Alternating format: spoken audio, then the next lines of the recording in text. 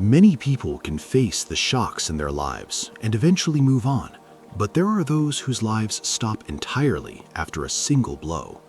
Today's story is true, but the names of the people and the places have been changed due to the shocking and tragic nature of the events.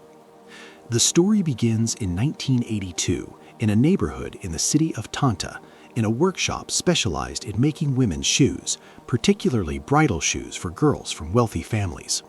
The workshop owner was a kind man, 53 years old, named Uncle Shukri. He ran the workshop with a young assistant in his early 20s named Walid. Walid was a good-hearted young man, and Uncle Shukri trusted him completely with the workshop and its operations. One day, a beautiful girl named Hend visited the workshop. From the moment she walked in, it was clear from her clothing and the servants accompanying her that she came from an important family in town. Uncle Shukri promised to make her the most beautiful shoes he had ever crafted. He suggested a pair with slightly high heels and told her that they were the most exquisite shoes in the workshop, crafted years ago for his own daughter's wedding and never worn by anyone else. Hend was delighted and requested the same pair for her wedding. Uncle Shukri crafted the shoes carefully and delivered them a week before her wedding. Hend tried them on, loved them, paid for them, and returned home overjoyed, preparing for the biggest day of her life. Hend was 21 years old. Her father was one of the wealthiest traders in Tanta, a man who could fulfill any wish of his daughter. Hend was said to marry Jamal, the son of one of her father's business partners. Jamal, 27, was handsome, wealthy, and well-known in town for his success. His status and wealth easily won over Hend's father, who approved the marriage immediately. Hend's wedding took place on June 5, 1982. She was radiant, wearing the most expensive dress and the shoe she had bought from Uncle Shukri. Guests described her as a real-life Cinderella. However, in the middle of the celebration, Hend suddenly collapsed. The guests were shocked and terrified. She was rushed to the nearest hospital, but 4 hours later, her family received the unimaginable news. Hend had died. What made this event even more tragic was that Hend had shown signs of illness before her wedding. She had complained of dizziness, dry mouth, and headaches to her mother, but no one paid attention, dismissing it as normal pre-wedding stress. Her father, however, was determined to discover the truth and insisted on a second autopsy. The forensic doctors found nothing unusual in her body, concluding that Hend had died from a sudden heart attack caused by stress and excessive exertion. Her father refused to accept this explanation. He suspected foul play and even argued with his business partners, convinced someone had killed his daughter. He was especially suspicious of Jamal, Hend's husband.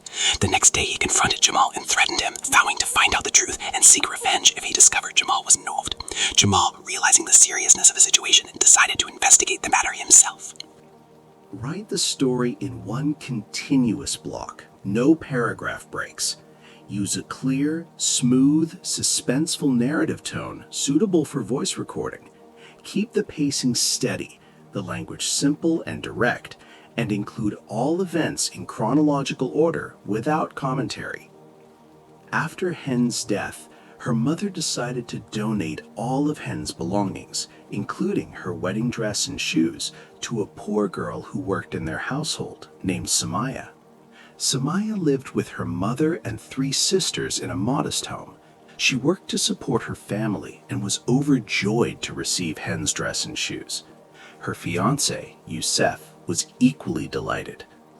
About a month later, Samaya married Youssef. They were extremely happy, and Youssef described that day as the most beautiful of their lives. The morning after the wedding, Youssef noticed that Samaya was lying motionless on the bed. He tried repeatedly to wake her, but she did not respond. Panicked, he rushed her to the hospital, where doctors declared that she had died from a sudden heart attack. Samaya had experienced similar symptoms as Hend: dizziness, dry mouth, and headaches. Her mother confirmed that she had complained about these symptoms before the wedding, but no one had taken them seriously. Once again, the death was attributed to sudden heart failure. The shocking pattern continued with another girl in the same area, named Sahar. She visited Uncle Shokri's workshop to buy the most expensive shoes for her wedding, which were similar to Hend's shoes. Sahar received the shoes and eagerly prepared for her wedding on July 14th. On the morning of July 13th, she was found lying motionless on her bed, her body cold, her eyes staring blankly at the ceiling. The cause of death was again determined to be a sudden heart attack. The authorities began to notice a disturbing trend. 3 brides had died in a short period, all purchasing their wedding shoes from the same workshop and all dying suddenly before or during their weddings. A committee was formed to investigate the incidents, but all forensic reports indicated natural causes. Stress and overexertion were blamed. Less than a month later, Gamal decided to propose to another girl, Layla. Despite the suspicions surrounding the previous deaths, Layla's family cautiously accepted the marriage proposal. Preparations for her wedding began. Her family made sure no one caused her any stress, allowing her to rest peacefully before the wedding.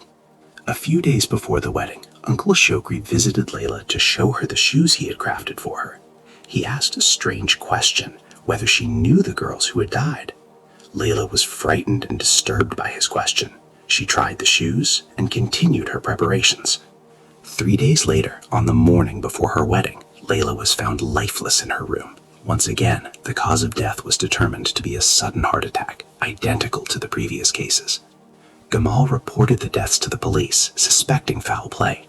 Investigators focused on Uncle Shokri's workshop. They noticed a small locked room within the workshop. Shokri refused to open it without a warrant. Walid, his assistant, later revealed during questioning that Shokri had a daughter named Phaeton who had died 5 years earlier, 2 days before her wedding, under the same mysterious circumstances.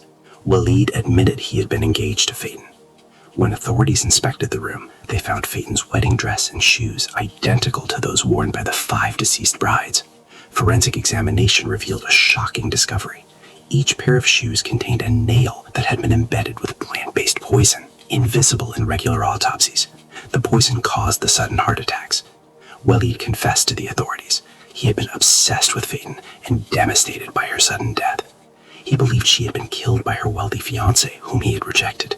Consumed by grief and revenge, Walid obtained the poison and secretly embedded it in the nails of the bridal shoes. This plan resulted in the deaths of Hend, Samaya, Sahar, Layla, and one more bride. He admitted that he continued his actions after seeing Samaya inherit Hend's shoes, driven by his obsession and desire for revenge. Walid was arrested, tried, and eventually executed for murdering 5 innocent brides. He had committed these crimes without justification, solely to avenge the death of the woman he loved. The chilling and haunting question remains: how many more innocent lives could have been lost if his plan had continued? What drives a person to calculate such precise acts of revenge, turning grief into a series of unthinkable crimes? And most importantly, is there a way to recognize such silent dangers before tragedy strikes again?